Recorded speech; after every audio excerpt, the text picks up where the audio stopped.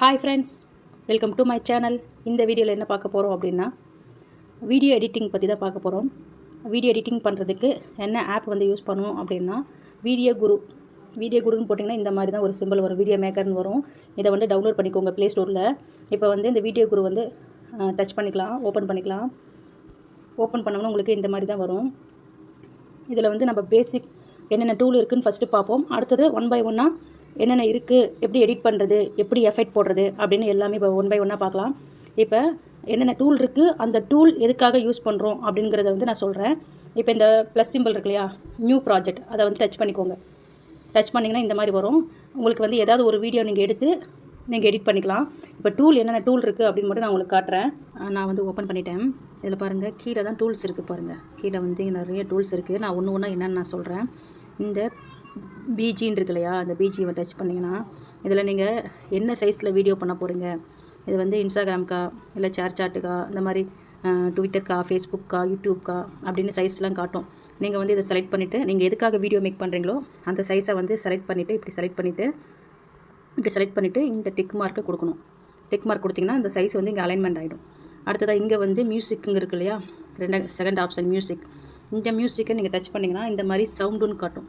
இந்த சவுண்டை வந்து நீங்கள் டச் பண்ணிங்கன்னா ஆல்ரெடி இந்த வீடியோ குருலேயே வந்து ஃப்ரீ மியூசிக் நிறைய கொடுத்துருப்பாங்க. இதில் பாருங்கள், கீழே ஸ்க்ரோல் பண்ணிங்களா, வரிசையாக மியூசிக் இருக்குல்ல, அதை வந்து ஸ்க்ரோல் பண்ணி பார்த்தீங்கன்னா இங்கே மியூசிக் வரும். பாப்அப்னு நான் டச் பண்ணியிருக்கேன். இதில் பார்த்தீங்கன்னா இது வந்து நீங்கள் யூஸ் பண்ணிக்கலாம். யூஸுங்க இருக்குது பாருங்கள், பாப்அப்னு கொடுத்துருக்கிறது இருக்கு இல்லையா, கீழே ஃபுல்லாக நிறைய மியூசிக் இருக்குது. இது எல்லாமே நீங்கள் யூஸ் பண்ணிக்கலாம். யூஸ்ன்னு கொடுத்தீங்கன்னா இங்கே வந்துடும், இந்த மியூசிக்கு இங்கே வந்துடும். டைட்டில் வந்து நம்ம கொடுக்குறோம் இல்லையா, அதை வந்து இந்த டீங்கிறது டெஸ்க்கு, இதை வந்து டச் பண்ணிக்கோங்க. டச் பண்ணிங்கன்னா நீங்கள் டைட்டில் அடிச்சுக்கலாம். இப்போ வந்து என்னோடய யூடியூப் சேனல் நேம் நான் போடுறேன்.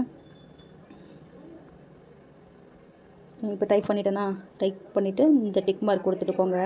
டிக் மார்க் கொடுத்துட்டு இதை வந்து சைஸ் வந்து சின்னது பண்ணிக்கலாம்.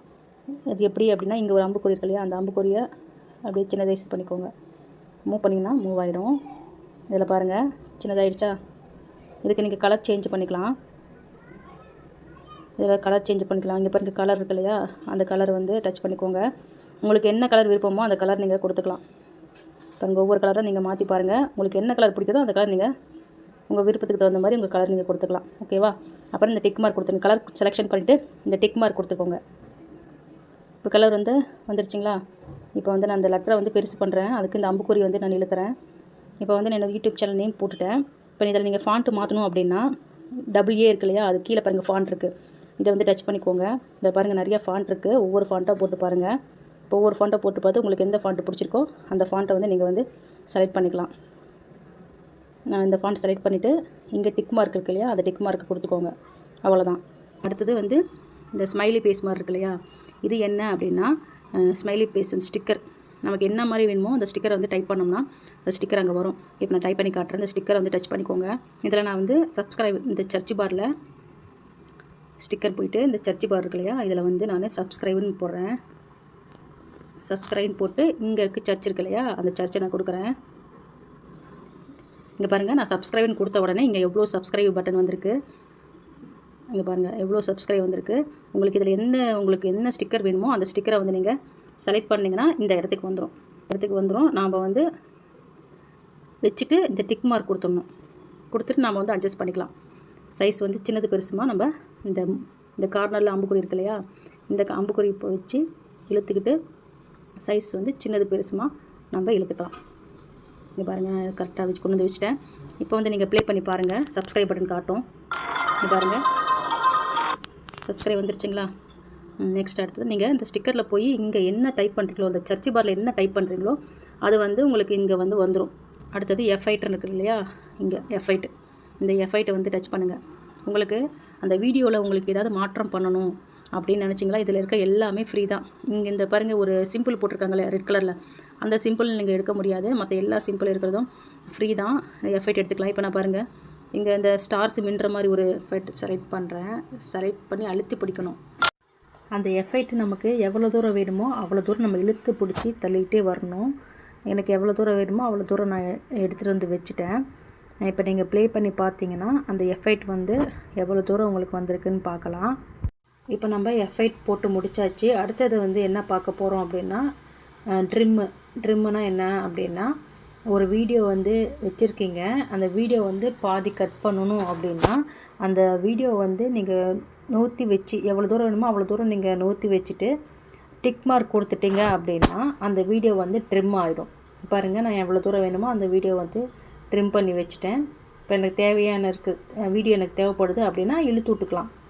இதுதான் ட்ரிம்மிங்.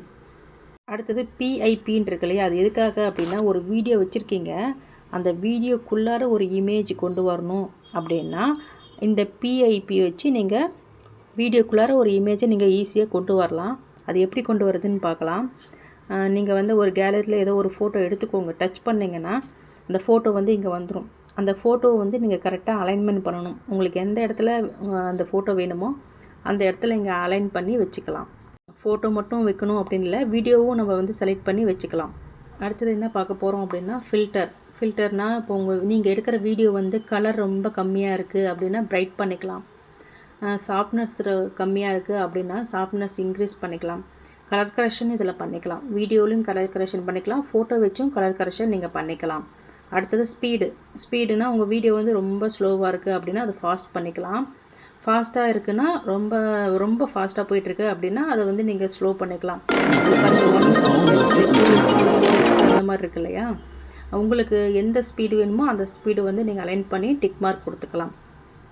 அடுத்தது என்ன பார்க்க போகிறோம் அப்படின்னா வாய்ஸ் ரெக்கார்டிங். அந்த ரெக்கார்டிங் இருக்கு இல்லையா, அந்த ரெக்கார்டிங் பட்டனை வந்து டச் பண்ணிக்கோங்க. டச் பண்ணிவிட்டு நீங்கள் பேசுனீங்கன்னா அலோ கேட்கும். அலோ கொடுத்துட்டு நீங்கள் இந்த மைக் இருக்கு இல்லையா, அந்த மைக்கை வந்து அழுத்தி பிடிச்சிக்கணும். ஒரு தடவை டச் பண்ணிட்டீங்கன்னா டச் பண்ணிவிட்டு நீங்கள் பேச ஆரம்பிக்கலாம். நீங்கள் பேசுனீங்கன்னா அப்படியே அது வந்து ரெக்கார்ட் ஆகும். இந்த மாதிரிங்க நான் பேசுறது ரெக்கார்ட் ஆகிட்டுருக்கு. இப்போ நமக்கு போதும் அப்படின்னா ஸ்டாப் பண்ணிக்கலாம். ஸ்டாப் பண்ணிவிட்டு டிக் மார்க் கொடுத்தீங்கன்னா நம்ம பேசின வாய்ஸ் வந்து இங்கே வந்து hi friends, welcome to my channel. இப்போ நான் பேசி முடிச்சுட்டேன். பேசியிருக்கோமா அப்படின்ட்டு நம்ம ப்ளே பண்ணி பார்த்துக்கலாம். இதில் அவ்வளோதான். ரொம்ப முக்கியமான டூல் இது மட்டும்தான். இன்னும் அடுத்தடுத்த வீடியோவில் இன்னும் எவ்வளோ டூல்ஸ் இருக்குது, அது இன்னும் எப்படி யூஸ் பண்ணலாம் அப்படின்னு பார்க்கலாம். இது பேசிக்கு, இது மட்டும் தெரிஞ்சுக்கிட்டால் இப்போ போதும். எடிட் பண்ண ஈஸியாக கற்றுக்கலாம். தேங்க்யூ ஃபார் வாட்சிங்.